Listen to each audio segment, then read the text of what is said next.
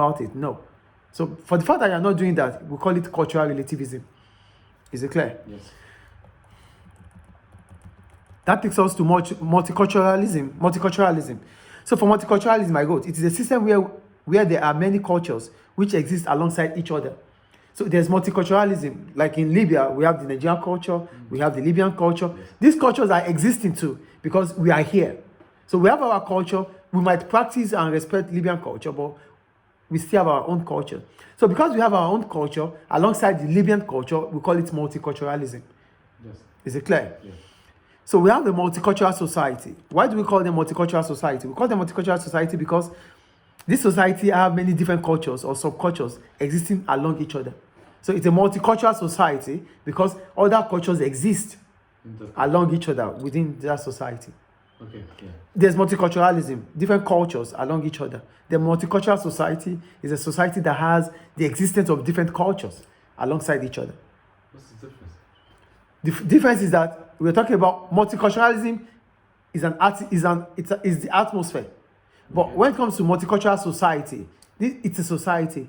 But the act is multiculturalism. Okay. The act. The act, yeah. The act of having different cultures within a society is multiculturalism. But doing it in that society is a society with multiculture. Yeah. Do you get it? Yes. So multiculturalism could be the adjective there. The adjective. Yeah. Do you get it? Yes. So we go to the criticisms now. What are the criticisms or problems about multiculturalism?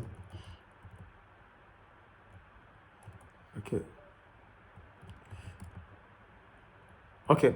So here I wrote criticism on multiculturalism. It gives too many rights to minority. It might result into spending more than budgeted for. When other cultural society, when other cultures are practiced alongside, so that means you have given them, you've given them the authority to do that. Yes. As a result, you might have to provide for them too, as a country. Oh. Do you get what I'm saying? You don't get it. No. If Libya has allowed multiculturalism, if it is allowed, so that means different cultures can practice within the society. Yes. So if this is allowed, it means government should also make way for them. They have the same right as the majority culture. Oh, yeah. So that means you have to provide for them too, and that is an extra budget. Okay, yeah, I get it. Do you get it? The second one, minority may stay too separate from the host community, making integration become difficult. Another problem about multiculturalism is that the minority group or the minority culture might focus on practicing their own culture. As a result, they won't be able to integrate to the majority culture. That means the Libyan culture is there. Yeah. But because we are allowed to practice our own culture, we might not care about the Libyan culture. That means we won't be able to integrate into the Libyan society, which is bad because we need to understand the Libyan society so that we can respect the Libyan society. Yes. So do you get the point there? Yeah. That's the second one. The third one, it is too idealistic as it is difficult for different cultures to exist along each other without conflict. It is difficult because we have differences. Due to cultural variance or cultural variation, Yes. there's going to be conflicts. There's going to be disagreements. There are things I like, there are things you don't like. There are things I eat, there are things you don't eat. So because we have cultural variance, it will be difficult for multiculturalism to exist without conflict. Is it clear? Yes. The next one, it doesn't allow the host culture to provide a value system that holds the society together. So that means the host culture becomes one of the many cultures in the society. So the host culture, that's the majority culture, becomes the same as other cultures. Because you won't have a value system. The Libyan culture is there. But because the Libyan environment or the Libyan government allows other culture, so Libyan culture itself will be like any other culture. So you are practicing your culture, we are practicing our culture. So it doesn't allow you to have a say. So your culture just be like the same culture like any other culture. Which is not good. And you are the host country, you are the host culture. But you now exist along each other. You now exist along each other culture. So you are just like any other culture. So it becomes optional. Yes, That's the criticism there. I think it's clear. Yes.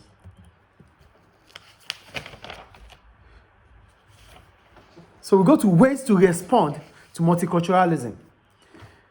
One, assimilation and integration. So that's how to respond to a cultural multiculturalism. The problems regarding multiculturalism. Okay. One, assimilation and integration. This takes place when other cultures gradually lose their identity and become part of the dominant culture. So assimilation means you start forgetting about your culture and start abiding with the rules. How do I put it? You start practicing the culture Yes. of the host country.